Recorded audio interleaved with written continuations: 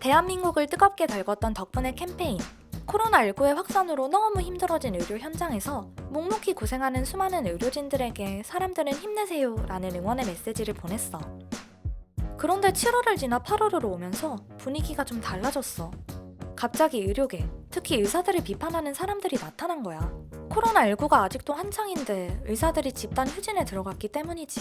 국내 5대 병원까지 여기에 참여하면서 의료 공백이 발생했고, 그에 따라 심정지 환자와 코로나19에 감염된 환자가 치료 시기를 놓쳐 사망하는 사고도 연이어 나왔어. 지난 4일 아침, 정부 여당과 의료계가 밤샘 협상 끝에 최종 합의했다고 하긴 하는데 아직 좀 더 지켜봐야 할 것 같아. 그런데 잠깐, 정부와 의사들 간 의견 충돌로 이런 상황이 발생했었던 건 알겠는데 대체 정확히 뭐 때문에 싸웠는지, 각자 어떤 입장이었던 건지 잘 모르겠다고? 걱정 마. 의사 파업을 둘러싼 쟁점들 알기 쉽게 정리해줄게. 정부와 의협이 서로 팽팽히 대립한 이슈는 총 4가지야. 의대 정원 확대, 공공의대 설립, 처벽급여와 시범사업, 비대면 진료. 4대 논제에 대해 의협은 각각의 이유를 들어 4대 악으로 규정했지. 이 중 가장 핫했던 게 의대 정원 확대 문제였어. 보건복지부는 7월 23일 발표한 추진 방안에서 16년간 묶여 있었던 의대 정원을 10년간 3,458명으로 늘리겠다는 계획을 내놨어. 이렇게 증원된 4,000명 중 1,000명은 역학조사관, 등증의상 등 특수분야 전문가, 그리고 기초과학, 제약, 바이오 등의 의과학 분야 전문가로 양성하고, 나머지 3,000명은 지역의사제 특별 전형으로 뽑아 재학 중 장학금을 주는 대신 의사 면허 취득 후 10년간 지역병원에서 의무종사하게 하겠다고 발표했지. 의무종사를 어길 시 면허를 박탈하고 장학금을 환수하겠다는 조건도 제시했어.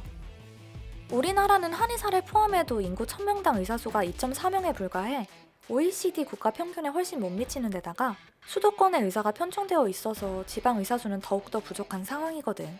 특정과 기피 현상도 심해서 전문의 10만 명 중 감염내과 전문의는 277명, 소아외과 전문의는 48명에 불과할 정도로 특수 분야 의사가 부족하지. 정부는 이 문제를 증원과 재배치의 방식으로 풀겠다는 거였어. 하지만 의협은 이런 방식에 회의적이었어. 수도권 편중의 근본 원인이 인프라 부족과 열악한 처우에 있는데 이런 상황이 개선되지 않은 상태에서 의사 수를 늘리고 재배치해봤자 결국 의료의 질 개선에 도움이 안 될 거라는 거였지.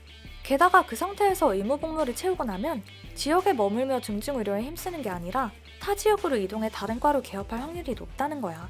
여기에 10년간 4,000명이라는 증원 규모에도 의문을 품었어. 의협과 보건복지부가 협의체를 구성해 적정 의사수 산출을 논의하는 게 먼저라는 거지. 공공의대 설립에 대해서도 비슷한 이유로 반대 의견을 제시했어. 정부가 폐교된 서남대 의대 정원을 활용해 국가와 공공이 필요로 하는 필수 분야 중심 인재를 양성하는 일종의 의무사관학교를 추진하겠다고 나선 데 대해 의협은 공공의료기관 의료 경쟁력 강화와 처우 개선, 그리고 필수 의료에 대한 전면개혁이 우선이라는 입장을 내놨지. 정부가 설립하려는 공공의대가 정말 충분한 교육이 이루어질 수 있는 환경인지에 대해서도 의문을 품었어. 처벽급여와 시범사업도 마찬가지야. 현재 처벽은 급여가 적용되지 않아서 환자의 부담률이 높은데도 시장 규모가 꾸준히 상승하고 있어. 정부는 한의 치료에 대한 국민 부담을 덜기 위해 규격품 한약재를 사용하고 조제 내역을 공개하는 등 신청 조건을 충족하는 한의원을 대상으로 시범사업을 진행하고 그 과정에서 시스템도 구축하려는 계획을 세웠어. 전통의학 비중이 높은 일본과 중국은 오래전부터 처벽보험을 적용해왔거든. 하지만 의협은 한약의 안정성과 유효성 검증이 시범사업보다 우선해야 한다는 이유로 반대했어. 마지막으로 비대면 진료. 현재 정부는 코로나19 지역사회 확산 방지를 위해 지난 2월부터 한시적으로 전화를 이용한 상담과 처방이 가능하도록 허용한 상태야. 지난 5월엔 언제 또 발생할지 모르는 2차 대유행에 대비하기 위해 비대면 진료 체계 구축을 추진할 계획이라고 밝혔지.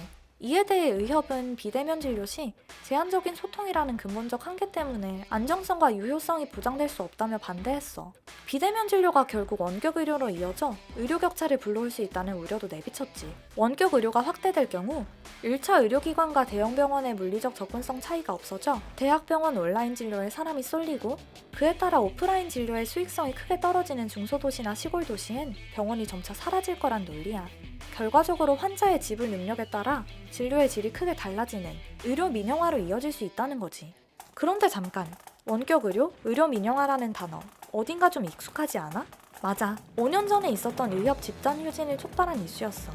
2013년 정부가 의사와 환자 간 원격 의료를 허용하는 의료법 개정안을 입법 예고하면서 갈등이 시작됐고, 결국 2014년 3월 10일 의협은 응급실, 중환자실 등 일부 필수 진료를 제외하고 전일 휴진을 실시하는 사태가 벌어졌어. 법안은 결국 폐기됐지. 2009년 이미 한 차례 의료계와의 의견 차이로 무산된 후 두 번째였어. 생각보다 오래된 이슈라고? 사실 나머지 세 가지 이슈들도 마찬가지야. 공공의대는 2012년 3월 공공의료인력 양성 방안에서 지역의사제 특별 전형제도는 같은 해 6월 의사인력 적정수급 협의체 회의에서 처음 논의됐지. 심지어 의대 정원 확대 문제는 2006년 의대 정원이 묶인 이후 꾸준히 제기되어 왔던 상황이고, 처벽 급여화 문제 역시 2007년 처음 대두됐어. 그렇다면 이렇게 오래된 문제들이 왜 하필 이 시국에 터져버렸던 거냐고? 시작은 5월 6일 더불어민주당이 의사수 확대 문제 공론화에 나서면서였어. 코로나19 사태를 겪으며 의료 인력 확충의 필요성이 다시금 대두됐거든. 여기다 6월 들어 건정심에서 처벽 급여와 시범사업 논의가 진행되면서 의협과의 마찰은 커져갔지.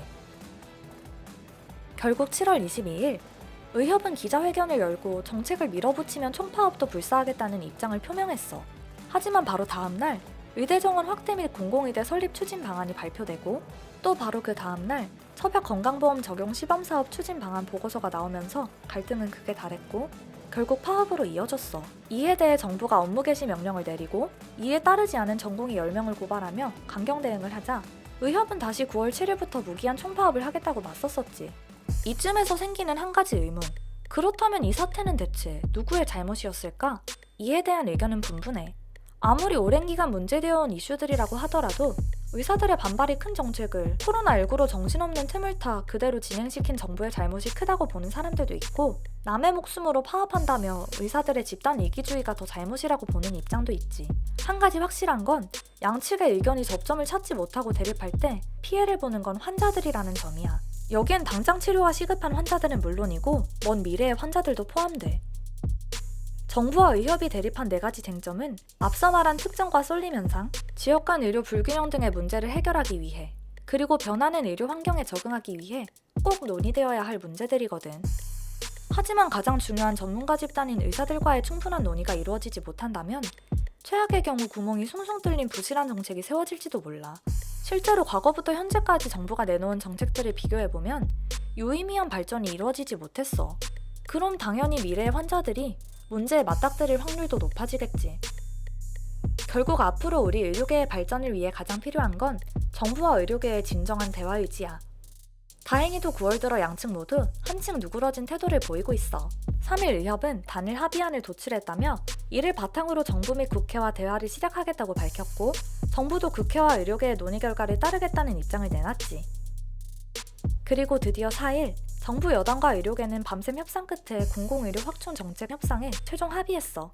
대화의 물꼬가 터진 만큼 앞으로 의미 있는 논의가 이어져 갈 수 있길 기대해보자.